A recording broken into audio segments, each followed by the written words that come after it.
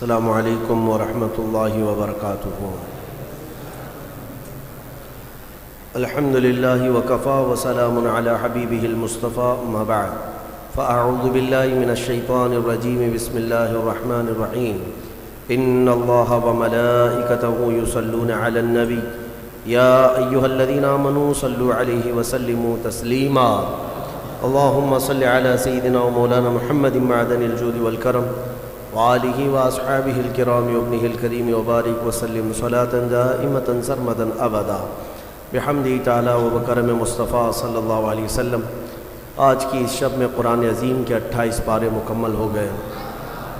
اللہ کریم ختم قرآن تک ہمیں آسانیاں عطا فرمائے، مجھے تلاوت کرنے اور آپ کو سماعت کرنے کی توفیق عطا فرمائے۔ آج کی اس شب میں ہم نے سورہ مجادلہ، سورہ حشر، سورہ ممتحنہ، سورہ صف، سورہ جمعہ، سورہ منافقون، سورہ تغابن، سورہ طلاق اور سورہ تحریم، اتنی سورتوں کی ہم نے آج تلاوت کی ہے۔ اللہ کریم نے ان تمام سورتوں میں ایمان والوں کے لیے بہت سارے احکامات بیان فرمائے ہیں۔ شروع میں جو سورہ مجادلہ ہے، ویسے تو مجادلہ تکرار کرنے کو کہتے ہیں، بحث کرنے کو کہتے ہیں، جھگڑا بھی ہوتا ہے۔ مسئلہ یہ تھا کہ ایک صحابی اور ایک صحابیہ جن کا آپس میں کچھ مسئلہ ہو گیا، وہ حضور پاک صلی اللہ تعالیٰ علیہ وسلم کی بارگاہ میں آئیں۔ کیا مسئلہ تھا؟ ایک ہے زہار۔ بہت کم لوگ یعنی عوام میں سے ان مسائل کو جانتے ہیں۔ طلاق تو سب جانتے ہیں، طلاق کی ہی طرح سے ایک اور چیز ہے زہار۔ جیسے طلاق سے عورت حرام ہو جاتی ہے مرد پر، زہار سے بھی مرد پر عورت حرام ہو جاتی ہے۔ وہ زہار کیا چیز ہے؟ زہار کا مطلب ہوتا ہے کہ مرد نے اپنی عورت کو کبھی یوں کہا، اپنے محرم عورتوں میں سے کسی ایک سے اس کو تشبیہ دیا۔ محرم عورتیں کیا ہیں؟ تمہاری ماں ہے، بہن ہے، بیٹی ہے، تمہاری پھوپھی ہے، خالہ ہے، یہ سب وہ عورتیں جو تم پر حرام ہیں، ہمیشہ کے لیے حرام ہیں۔ ان سے نکاح نہیں کر سکتے تم۔ ماں سے نکاح نہیں کر سکتا، بیٹی سے، بہن سے، بھانجی سے، بھتیجی سے، خالہ سے، پھوپھی سے، یہ محرم عورتیں حرام ہے تم پر نکاح کرنا ان سے۔ ان عورتوں میں سے کسی ایک سے تم نے اپنی بیوی کو تشبیہ دیا، ایسے کہا کہ تو میرے لیے میرے ماں کے فلاں چیز کی طرح ہے، یا تو میرے لیے میری بیٹی کی طرح ہے، یا میری بہن کی طرح ہے۔ اس کو کہتے ہیں زہار۔ محرم عورتوں سے ان کو تشبیہ دینا اپنی بیویوں کو، یہ زہار ہے۔ اور عورت حرام ہو جاتی ہے فوراً حرام ہو گئی اس پر۔ اگر تم نے اپنی بیوی کو یوں کہا کہ تو میرے لیے میری ماں کی طرح ہے، یا تو میرے لیے میری بیٹی کی طرح ہے، یا بہن کی طرح ہے، ان عورتوں سے اگر اپنی بیوی کو، اپنی منکوحہ کو تشبیہ دیا تو حرام ہو گئی عورت۔ ایک صحابی کا ایک صحابیہ کے ساتھ ایسا معاملہ ہوا۔ خاتون عمر دراز تھی، دونوں کی بھی عمر ہو چکی تھی۔ وہ روتے ہوئے حضور پاک صلی اللہ علیہ وسلم کی بارگاہ میں آئیں، کہا کہ اتنے سال تو ہم اچھے خاصے رہے، اب جا کر کے میرے شوہر نے مجھے یوں کہہ دیا ہے کہ تو میرے لیے میری ماں کے مثل ہے، کیا کریں؟ تو وہ آ کر کے حضور پاک صلی اللہ علیہ وسلم کی بارگاہ میں بار بار سوال کر رہی تھی، تو رسول کریم صلی اللہ تعالیٰ علیہ وسلم وحی کے اترنے کے انتظار میں تھے کہ اللہ تعالیٰ اس کا حکم کیا فرمائے گا۔ تو اللہ تعالیٰ نے پوری سورہ اتار دی، قد سمع اللہ قول التی تجادلک فی زوجہا۔ تحقیق کہ اللہ نے اس خاتون کی بات سن لی جو اپنے شوہر کے معاملے میں آپ سے بحث کر رہی ہے۔ وتشتکی الی اللہ، اور اللہ کی بارگاہ میں شکایت کر رہی ہے کہ میرا معاملہ کیا ہے، بتا دیا جائے۔ تب رب تبارک و تعالیٰ نے پورے احکامات اس میں بیان کر دیے کہ عورتوں کو اگر کسی نے اپنے ماں کے مثل کہا تو پہلی بات تو یہ، عورتیں تمہاری نہ ماں ہیں، نہ تمہاری بیٹیاں ہیں، نہ تمہاری بہنیں ہیں۔ اس طرح کی بات کہنا حرام ہے۔ لیکن اگر کسی نے ایسا کیا ہے تو اب یہ زہار کے بعد واپس عورت کو حلال ہونا ہے تمہارے نکاح میں، تو اس کے لیے کیا ہے؟ توجہ چاہتا ہوں۔ اللہ تبارک و تعالیٰ کا حکم ہے کہ 60 روزے رکھے گا کنٹینیو۔ والذین یظاہرون من نسائہم ثم یعودون لما قالوا فتحریر رقبۃ من قبل ان یتماسا۔ پہلے تو یہ ہے کہ ایک غلام آزاد کرے، غلامی کا دور ہے نہیں، جب غلام ہوا کرتے تھے تو ایک غلام آزاد کرتا تو عورت اس کے لیے حلال ہو جاتی۔ فمن لم یجد فصیام الشہرین متتابعین من قبل ان یتماسا۔ اور غلام آزاد کرنے کی طاقت نہیں ہے تو رب تعالیٰ فرماتا ہے 60 روزے رکھے کنٹینیو مرد، 60 روزے رکھے گا۔ وہ بھی کیسے؟ ایک بھی اگر بیچ میں چھوڑا تو پیچھے کے سب پھر غائب، پھر سے اسے کنٹینیو کرنا پڑے گا۔ اور ان 60 روزوں کے درمیان شوہر اور بیوی ایک دوسرے کو چھوئیں گی بھی نہیں۔ ہاں، زہار اس کو معمولی نہ سمجھیں۔ اور پھر اگر اس کی بھی طاقت نہیں ہے فَمَن لَّمْ يَسْتَطِعْ فَإِطْعَامُ 60 مسکینا۔ اللہ نے فرمایا 60 روزے رکھنے کی اگر کنٹینیو طاقت نہیں ہے تو پھر 60 مسکینوں کو کھانا کھلائے، اس کے بعد پھر عورت حلال ہوگی۔ تو یہ زہار کے مسئلے جاننا چاہیے، اس طرح اپنی بیویوں کو مخاطب نہ کیا جائے، ارے میری ماں کی طرح ہے تو، میری بہن کی طرح ہے تو، میری بھانجی کی طرح ہے، پھوپھی کی طرح ہے، خالہ کی طرح ہے۔ یہ سب وہ عورتیں ہیں جو تم پر حرام ہیں، ان سے تشبیہ دینا اپنی عورت کو حرام ہے، اور بیوی تمہاری حرام ہو جائے گی تم پر۔ اس مسئلے کا اس سورہ مجادلہ میں اللہ تعالیٰ نے ذکر فرمایا۔ اس کے بعد کئی معاملات اس میں آئے، آداب بھی محفل کے بتائے جا رہے ہیں۔ اللہ تعالیٰ فرماتا ہے کہ جب ایک بات یاد رکھو، 3 لوگ تم لوگ بیٹھ کر بات کر رہے ہو، 3 لوگ بیٹھ کر کے کہیں بات کر رہے ہو، اللہ فرماتا ہے چوتھا تمہارا رب اس محفل میں ہے، دیکھ رہا۔ اور اگر تم 5 لوگ بیٹھ کر کے بات کر رہے ہو تو چھٹا تمہارا رب تعالیٰ ہے جو تمہاری محفل کو دیکھ رہا۔ اب یہاں سے احکام یہ بھی ملتے ہیں کہ محفل میں بیٹھے ہوں تو کانا پھوسی کرنا منع ہے۔ کانا پھوسی سمجھتے ہیں نا؟ جب سب لوگ بیٹھے ہیں تو کان میں کسی سے اکیلے سے بات کرنا، یہ محفل کے ادب کے خلاف، کیونکہ سامنے والے کے دل میں شیطان تمہارے خلاف باتیں ڈالے گا کہ یہ دونوں کچھ پلاننگ کر رہے ہیں، ایسی چیز جو ہم کو نہیں بتا رہے ہیں، اور یہاں سے دشمنیاں پیدا ہو جاتی ہیں۔ اور اللہ فرماتا ہے انما النجوى من الشیطان لیحزن الذین آمنوا۔ اللہ فرماتا ہے یہ کانا پھوسی کرنا یہ شیطان کی طرف سے ہوتا ہے، اور ایمان والوں کو بعد میں غمزدہ ہونا پڑے گا، غمگین ہونا پڑے گا، دوستیاں چھوٹ جاتی ہیں، ٹوٹ جاتی ہیں۔ کانا پھوسی نہ کریں کبھی بھی محفل میں بیٹھے ہوں۔ اگر 4 لوگ بیٹھے ہیں اور 2 لوگ الگ سے کانوں میں بات کرتے ہیں تو یہ بھی منع کیا گیا ہے۔ اور اسی سے ہمارے بعض بزرگ علماء نے یہ بھی فرمایا ہے کہ کانا پھوسی کا جو مسئلہ فرمایا گیا کہ تم اگر یہ سمجھتے ہو کہ تیسرے سے چھپ کر کے میں بات کر رہا ہوں تو ایسا نہیں، اللہ تمہاری باتوں کو سن رہا ہے۔ اور اسی سے یہ مسئلہ بھی اخذ کیا گیا ہے کہ آج کے زمانے میں اس کانا پھوسی کا سب سے بڑا آلہ موبائل ہے۔ یعنی تم ایک جگہ ہو، کوئی اور دوسری جگہ ہے، اور تم تنہائی میں بات کر رہے ہو، یہ بھی جو ہے نجوا ہے، یعنی چھپ کر کے بات کرنا۔ اور اگر کوئی یہ سمجھتا ہے کہ میں سارے لوگوں سے چھپ کر کے موبائل میں تنہائی میں بات کر رہا ہوں، قرآن میں مولا نے فرمایا تیسرا تمہارا رب ہے۔ تمہاری باتیں بلکہ تمہاری آنکھوں کی خیانت کو، تمہارے دل میں گزرنے والے حالات کو بھی مولا دیکھ رہا ہے۔ تو یہ چیز ہمیشہ یاد رہے کہ تنہائی میں بات کرنا ہو، چیٹنگ کرنا ہو، لوگوں کے ساتھ اس طرح کانا پھوسی کرنا ہو، یہ سب اسی زمرے میں آتے ہیں۔ ان نوجوانوں کے لیے یہاں پر تنبیہ ہے جو یہ سمجھتے ہیں کہ رات کی تنہائی میں مجھے کون دیکھ رہا ہے، میں رات کے 2-2 بجے 3-3 بجے ماں باپ سے چھپ کر کے بات کروں اجنبی عورتوں سے جس سے تمہارا کوئی رشتہ نہیں ہے نکاح کا، اور تم یہ سمجھتے ہو کہ کسی کو پتہ نہیں چل رہا میرا اور اس کا معاملہ ہے.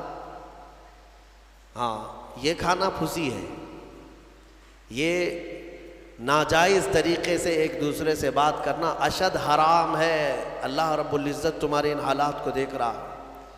اور پھر میرے عزیزوں، کوئی اس طرح کے گناہ چھپتے نہیں، چھپتے ہیں. پھر چھپتے نہیں، چھپتے ہیں. تو یہ موبائل کی خیانت کو بھی اپنے ذہن میں رکھیں. موبائل کی خیانت کو بھی ہمارے پہلے جو بزرگ ہوا کرتے تھے یہ کہا کرتے، عام لوگوں کی بات میں کر رہا ہوں، کہتے تھے نا کہ بیٹا دیوار کے بھی کان ہوتے ہیں. یہ بولا جاتا تھا دیوار کے بھی کان ہوتے ہیں. کیا مطلب ہے؟ کہ جب تم بات کرتے ہو اور تم کو ایسا لگتا ہے کہ اب کوئی نہیں سنے گا، یہ راز ہمارے دو کے درمیان، ایسا نہیں ہوتا. یہ بات جب رب تبارک و تعالیٰ چاہے گا وہاں سے دور نکالے گا. ایسے کئی لوگوں کے معاملات خراب ہوتے ہیں. اس لیے میرے عزیزوں، شاید میں نے شروع میں ہی رمضان کے ایک واقعہ بنی اسرائیل کے شخص کا عرض کیا تھا. وہ تقریباً 80 سال اپنے صومعہ میں عبادت کرنے والا شخص، 4 بھائی اپنی بہن اس کے حوالے کر کے گئے تھے، ہمارے گھر میں ہماری بہن اکیلی رہتی، آپ اس کی دیکھ بھال کریں. اس نے کس بات سے شروع کیا تھا؟ بس اپنے عبادت خانے کے باہر چوکھٹ پر آتا اور اس عورت سے تنہائی میں بات کرتا تھا. باتوں سے شروع ہوئی، خیر خیریت پوچھنا، پھر کھانا کھائے کیا، طبیعت کیسی ہے، یہ ساری چیزوں سے شروعات ہوئی. پھر یہاں تک وہ پہنچا کہ زنا کر بیٹھا اور اس خاتون کو حاملہ بھی کیا، اور چوری معلوم ہونے کے ڈر سے اس کا گلا گھونٹ کر کے مار بھی دیا اور زمین میں دفن بھی کیا. اور پھر انجام کیا ہوا؟ کوئی چیز چھپی نہیں. اس کے بھائی آئے تو شیطان نے ان کو سب بتایا، سب ظاہر ہو گیا. پھر اس عابد کو جو 80 سال عبادت کیا تھا سولی پر چڑھایا گیا، چہرہ کالا کیا گیا، اس کی عبادت گاہ کو توڑ پھوڑ دیا گیا تھا. یہاں تک کہ اس وقت شیطان اسے بچانے کی بات کرنے لگا تو اس نے شیطان کے ورغلانے میں آ کر کفر بھی بک دیا. ہاں، تو میرے عزیزو، یہ شروعات کو آپ ہلکا مت سمجھیں. اللہ رب العزت اگر کسی سے ناراض ہو، غضبناک ہو، تو پھر اس کے ایمان کو چھین لیتا ہے. ڈرو اللہ کی بارگاہ میں. یہ خفیہ اور کانا پھوسی کرنا اور پلاننگ کرنا، اور خاص طور پر حرام چیزوں کے سلسلے میں کہتا ہوں آج کے زمانے میں بہت لوگ اس بلا میں مبتلا ہیں. نوجوانوں کو اگر کہا جائے تو کیا پتہ ہے، ان کو یہ بات سمجھ میں نہیں آتی. ان کو ایسا لگتا ہے ابھی نئے نئے پر آئے، اڑنے دیا جائے. موبائل ہاتھ میں ہے، انٹرنیٹ ہے، پھر کس کام کا؟ فیس بک چلا رہے ہیں، انسٹا چلا رہے ہیں. اگر اس میں اجنبی نئی لڑکیاں دوست نہ بنے تو پھر کس کے لیے چلائیں گے؟ اور ایک ایسا لوگوں کے درمیان ٹرین بنتا چلا گیا نوجوانوں میں کہ ایک لڑکے کے لیے بہت ساری اس کی فرینڈ اجنبی لڑکیاں ہوں گی تو وہ فخر کرے گا اس بات پر، میرے اتنے فرینڈز ہیں، اجنبی عورتیں ہیں. تم اس زنا کے مبادیات پر فخر کر رہے ہو، نعوذ باللہ من ذالک. میرے آقا صلی اللہ علیہ وسلم نے فرمایا تھا ایک زمانہ آئے گا جب لوگ زنا ایسے کریں گے جیسے گدھے اور کتے راستے پر کیا کرتے ہیں. اور پھر یہ بھی فرمایا کہ گناہ کو گناہ نہیں سمجھیں گے بلکہ اس پر ہنسیں گے لوگ. یہی تو ہو رہا ہے، دکھا کر کے اپنے ایسا لگتا ہے کہ تم نے بہت بڑا تیر مار لیا. حضرت عثمان غنی رضی اللہ تعالیٰ عنہ خطبہ دے رہے تھے جمعہ میں. خطبہ دیتے آپ نے پکار لیا، کیا ہو گیا آج لوگوں کو کہ لوگ زنا کر کے سیدھے مسجد میں آ رہے ہیں؟ تو اتنا بڑا جملہ. تو ایک شخص اٹھا اور کہا کہ اے خلیفہ، کیا آپ کو بھی علم غیب ہے؟ آپ یہ بات کیسے کہنے لگ گئے؟ تو جس نے سوال کیا تھا نا، تو حضرت عثمان غنی نے اسی سے کہا، کیا تو گھر سے نکل کر کے فلاں گھر کی عورت کا پیچھا نہیں کر رہا تھا؟ اور وہ جہاں جاتی رہی اس کے پیچھے چلتا رہا، اس کے چال چلن کے نقشے دیکھتا رہا، اور اس کے پردے ہٹنے کا انتظار کرتا رہا اور اس کے چہرے کو اور اس کو شہوت سے نہیں دیکھا، وہ شرمندہ ہو گیا، پانی پانی ہو گیا کہ نماز میں آنے سے پہلے تو وہی کر کے آیا تھا۔ تو حضرت عثمان نے فرمایا کیا تم نے رسول اللہ سے یہ بات نہیں سنی کہ زنا صرف اور صرف ایک نہیں ہے جو شرمگاہ کا ہے، بلکہ حضور نے فرمایا آنکھیں بھی زنا کرتی ہیں۔ میرے عزیزوں، ان چیزوں سے بچو۔ میں بچوں سے کہتا ہوں، نوجوانوں سے، ان خرافات میں جی کر کے تم حوران جنت کو قربان کیوں کر رہے ہو؟ تم مومن ہو، تم مسلمان ہو، تمہارے لیے یہ گھٹیا قسم کی زندگی نہیں دی گئی ہے۔ تم کفار و مشرکین اور یہ ماڈرن قسم کے لوگوں کو فالو کرنے جاتے ہو، ان کو فلموں میں دیکھ رہے ہو، ان کو سیریلز میں دیکھ رہے ہو، اور ان کو جس طرح سے کرتے، جہنمیوں کو دیکھ کر کے تم فالو کرنے جا رہے ہو۔ تم امانت ہو میرے مصطفیٰ کی، تمہیں تو دیکھنا چاہیے تھا خالد بن ولید کو، تمہیں دیکھنا چاہیے تھا حیدر کرار کو، رضوان اللہ تعالیٰ علیہ مجمعین۔ ان کی پیروی کرتے ہوئے ہوگا کیا؟ آپ کو میں بارہا کہتا ہوں، آج دنیا ننگا بنا کر کے لوگوں کو کہہ رہی فیشن ہے، ننگے ہو رہے، کپڑے پھاڑ کر کے پہنو، فیشن ہے۔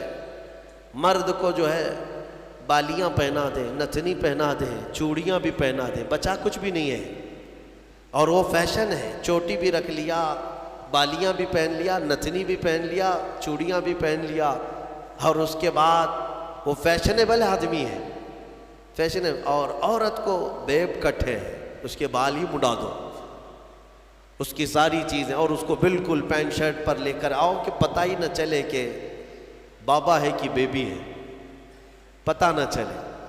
اور اس چیز کو تم سمجھ رہے ہو کہ یہ فیشن ہے۔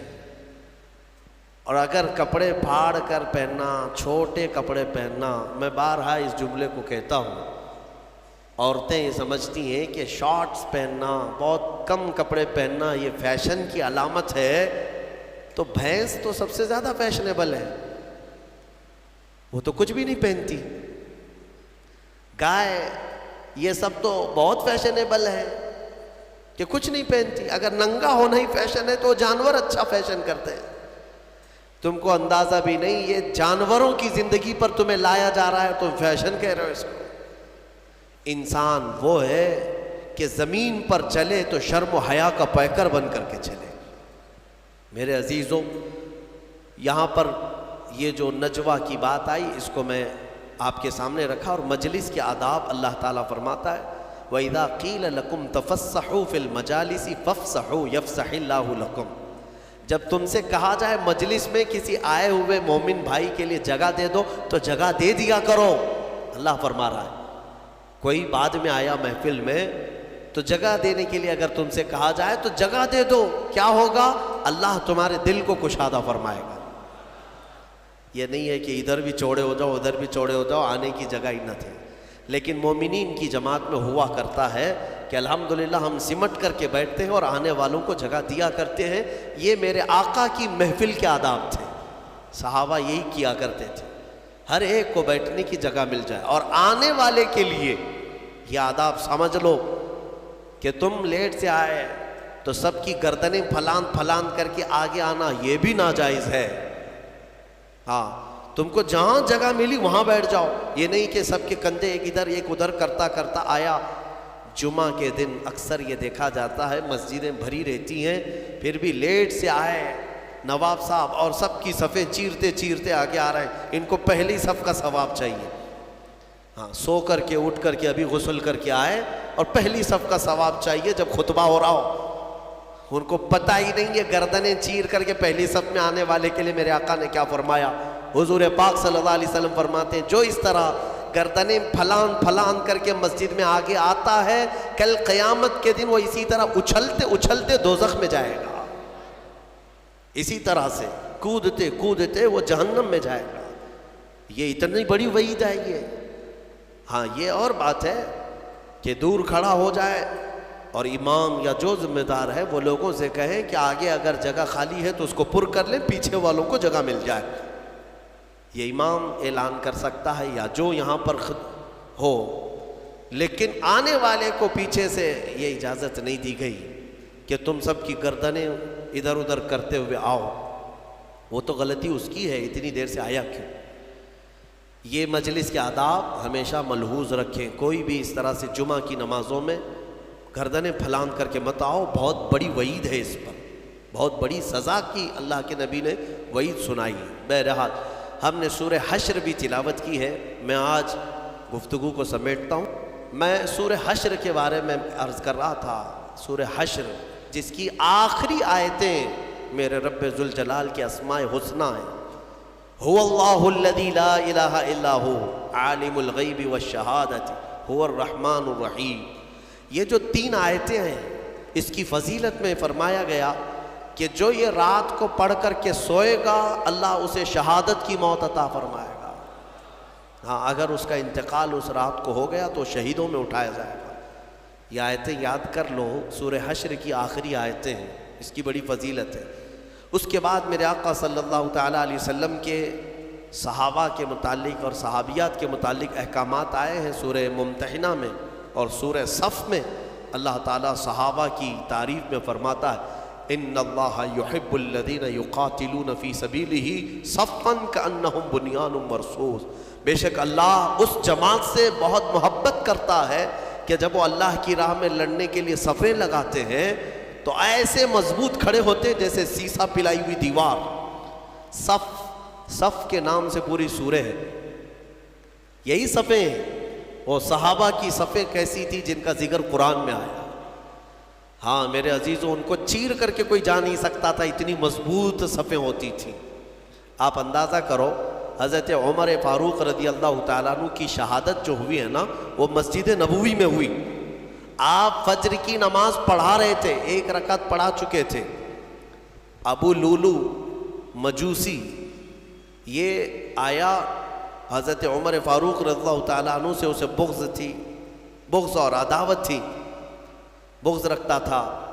تو اس نے ایک خنجر اپنے جبے میں چھپا کر رکھا تھا اور پہلی صف میں آ کر کھڑا تھا۔ جب حضرت عمر نماز پڑھا رہے تھے، 1 رکعت ہوئی تو پیچھے سے اس نے حملہ کیا۔ وہ خنجر اتنا سخت تھا کہ پیٹھ سے سینے کی طرف باہر ہے اور حضرت عمر مصلی پر گر گئے۔ لیکن مسجد نبوی میں صحابہ سب نماز پڑھ رہے ہیں، نہ نماز توڑے، نہ بھاگو پکڑو دوڑو، کچھ نہیں۔ حضرت عمر مصلی پر رہے، حضرت عبد الرحمن بن عوف جو پیچھے کھڑے تھے آگے بڑھ گئے اور 1 رکعت آپ نے پڑھائی، کسی نے نماز توڑی نہیں۔ وقت کا خلیفہ زخمی ہوا ہے لیکن صحابہ کی نماز ٹوٹی نہیں۔ آگے بڑھ کر کے حضرت عبد الرحمن بن عوف نے 1 رکعت اور جو بچی تھی کمپلیٹ کروائی۔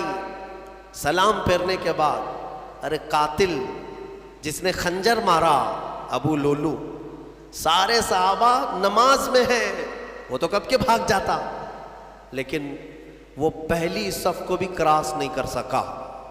نماز کی پوری حالت ہونے تک صحابہ کی وہ بھاگنے کی ہر ممکن کوشش کرتا رہا لیکن کسی صحابی کی صف توڑ نہیں سکا۔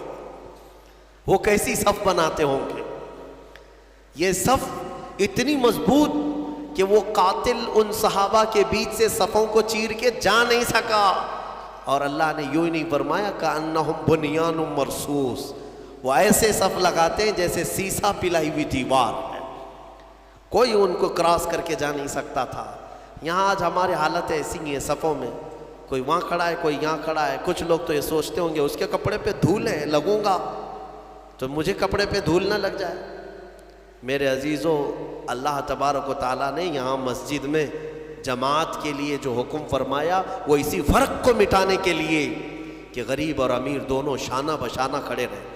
صف میں اس بات کا ہمیشہ اہتمام کرو کہ تمہارا کندھا بازو والے کے کندھے سے لگ جائے، کندھا، یہاں تک کہ حضور پاک صلی اللہ تعالیٰ علیہ وسلم ہر نماز میں رکعت باندھنے سے پہلے حضور یہ اعلان کرتے تھے استقیموا واستووا واعتدلوا، لوگوں سیدھے ہو جاؤ، صف برابر کر لو، ٹھیک ٹھیک کھڑے ہو جاؤ، وسدوا الخلل، تھوڑی سی بھی اگر جگہ باقی ہے تو پوری کر لو، اس کے بعد اللہ اکبر کہتے تھے۔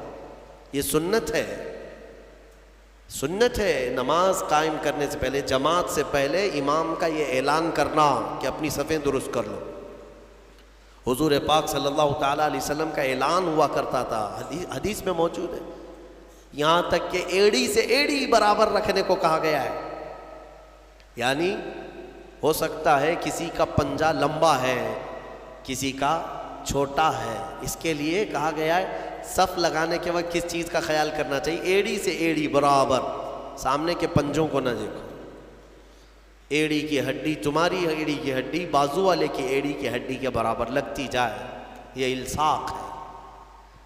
میرے عزیزو، اس کا اہتمام آج کہاں کرتے ہیں؟ اور حدیث میں یہ بھی ملا کہ جس نے صف کو توڑا اللہ اسے توڑ دے گا۔ صف کو کاٹنا گناہ ہے۔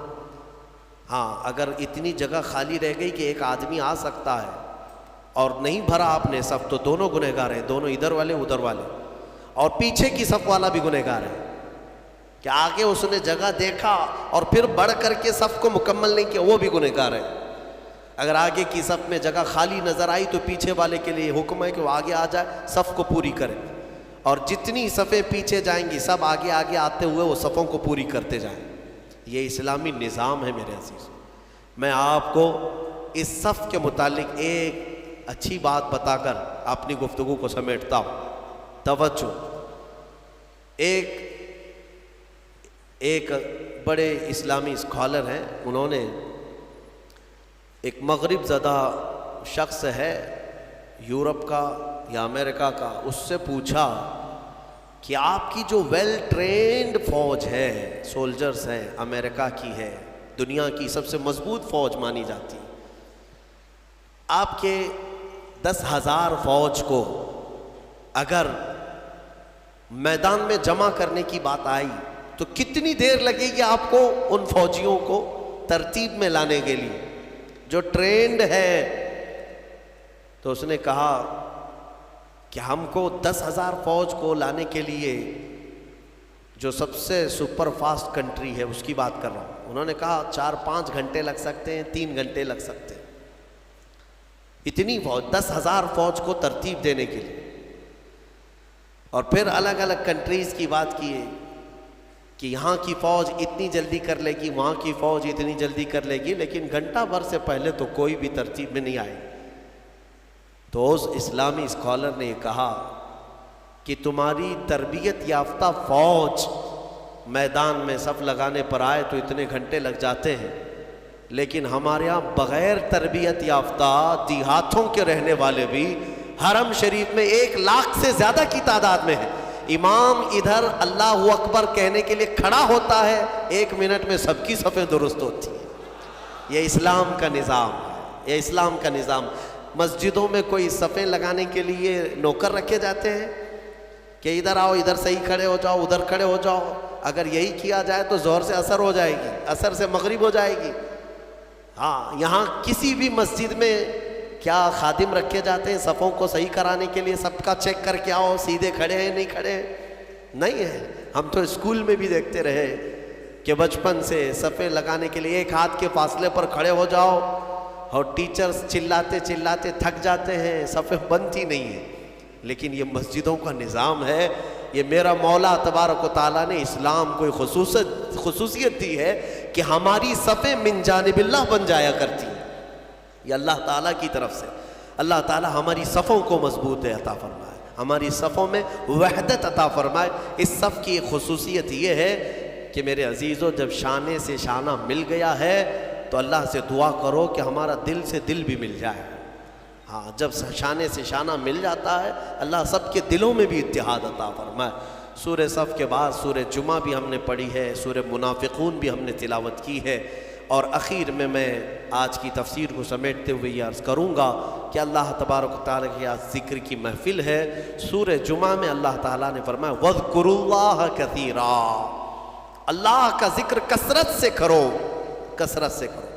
اے میرے عزیزو، ذکر نہ کرنے کی وجہ سے ہماری روحیں کمزور ہیں، ہمارے دل مرجھائے جا رہے ہیں۔ تمہیں پتہ ہے جسم کو بھوک لگتی ہے، جسم کو کھانے کی بھوک لگتی ہے، اگر کھانا نہ دو تو پھر جسم کمزور ہوتا ہے اور چکر آنے لگتے ہیں۔ آپ روح کو برسوں سے نہیں کھلائے. روح بھی بھوکی ہوتی ہے اور اس کی بھوک اللہ کے ذکر سے مٹتی ہے. اس کی غذا اللہ کا ذکر ہے. روح کو کھانا کھلایا نہیں تو کب سے کمزور ہوگی ہے, کب سے کمزور ہوگی. میں آپ کو بتاؤں ذکر میں اتنی طاقت ہے, اتنی طاقت. اللہ اکبر.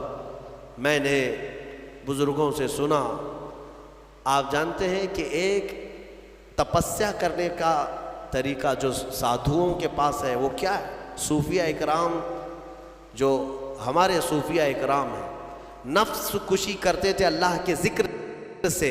اسی کو حاصل کرنے کے لیے بہت سارے سادھو بھی آیا کرتے تھے صوفیہ اکرام کے پاس.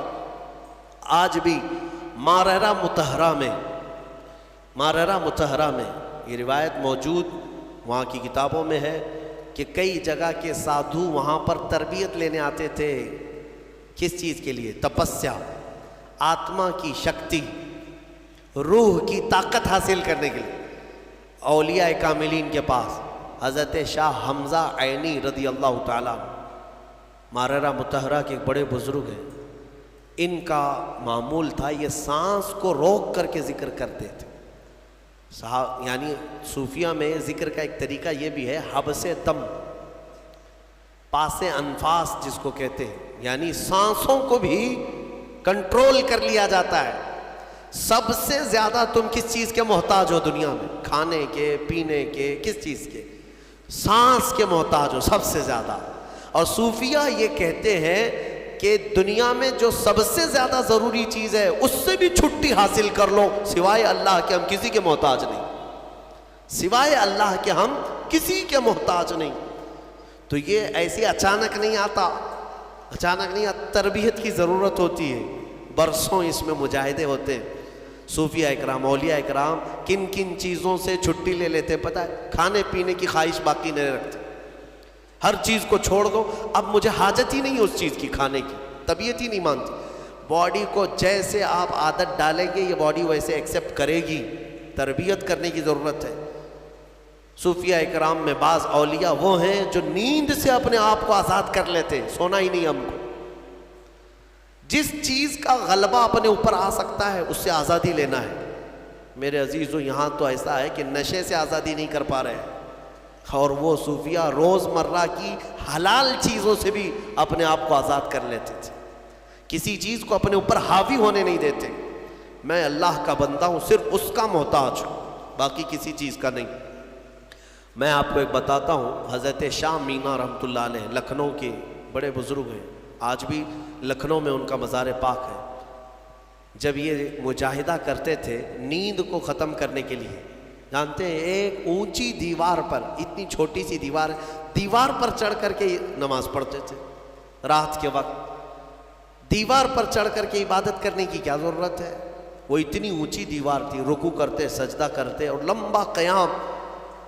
اور لوگ ان سے کہتے کہ حضور یہاں عبادت کریں, وہاں کیوں؟ کہتے کہ عبادت کے درمیان اگر اونگ آئے, جھپکی آئے, تو پھر میں اپنے جسم کو سزا دینا چاہتا ہوں کہ وہ دیوار سے نیچے گر جائے.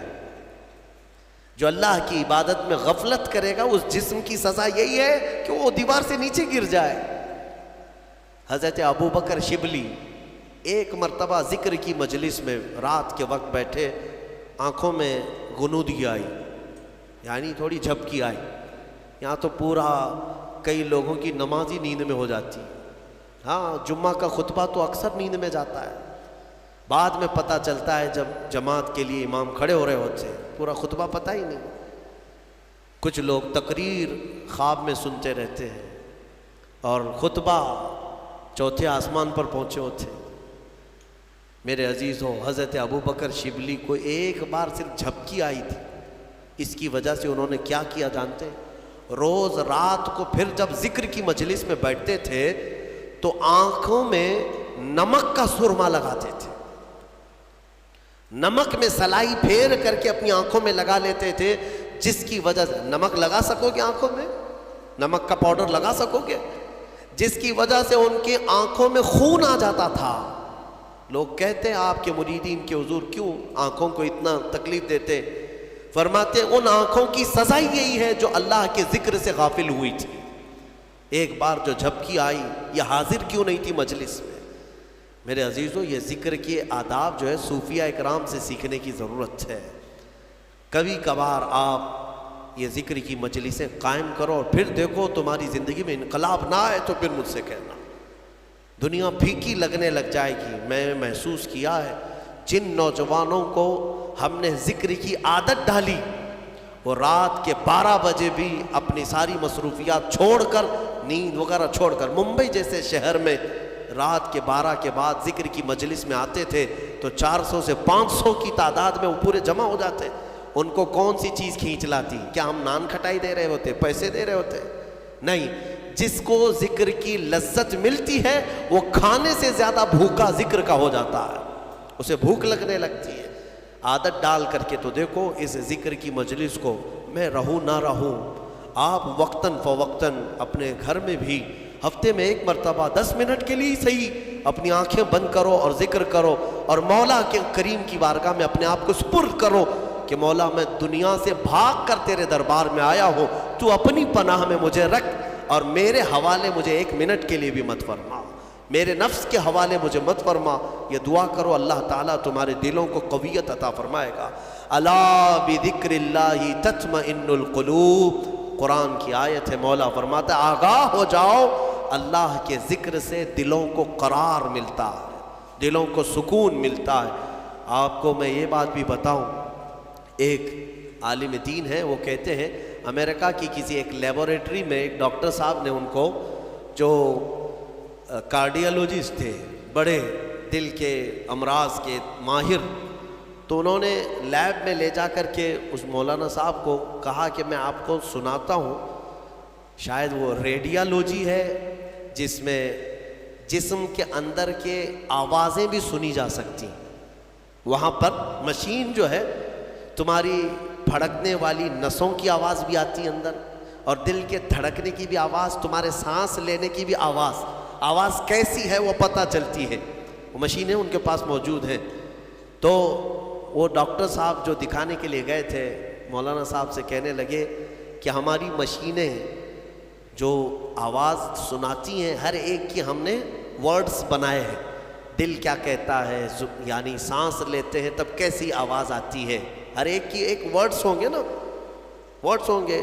کوے کی زبان سے آواز نکلتی ہے، الفاظ نہیں ہوتے، لیکن آپ سے پوچھیں گے تو آواز کیسی ہوتی ہے تو آپ کہیں گے کائیں کائیں کرتا ہے۔ ہاں، آپ چیں چیں کیوں نہیں کرتے؟ کوے کی آواز کو کائیں کائیں، مشابہت کی اس سے ملتی جلتی آواز آپ نکال کے بتائیں گے۔ تو وہ ڈاکٹر صاحب کہنے لگے ہماری مشینوں پر جو دل کے دھڑکنے کی آواز آتی ہے، اس کو ہم نے جو ورڈز دیے ہیں وہ دل کرتا ہے لب لب لب لب لب لب، انہوں نے یہ ورڈز دیے۔ وہ مولوی صاحب نے فرمایا کہ میاں آپ نے آواز تو سنی لیکن حقیقت تک نہیں پہنچے، حقیقت میں دل کی جو آواز ہے وہ رب رب رب رب کہتی ہے، یہ جو دھڑکن کی آواز ہے۔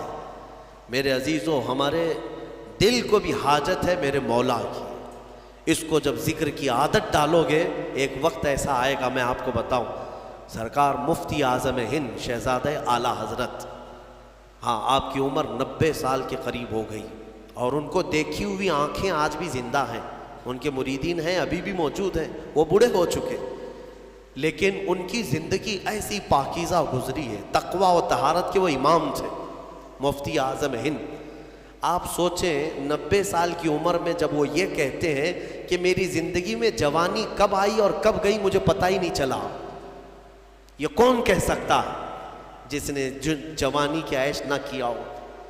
ان کے متعلق ان کے خلیفہ ہیں، وہ فرماتے ہیں کہ اخیر زمانہ ان کا جو نزع کے عالم میں گزرا وہ بھی لمبا گزرا ہے، ہاں یعنی تکلیف بہت شدت کی تھی، تو سوئے رہتے بستر پر، ان کے حجرے میں جو جاتے مرید ہوں یا خلیفہ، کہتے ہیں کہ آپ بستر پر لیٹے رہتے، زبان بند رہتی، لیکن پورے کمرے میں اللہ اللہ اللہ اس طرح کی آواز آتی تھی۔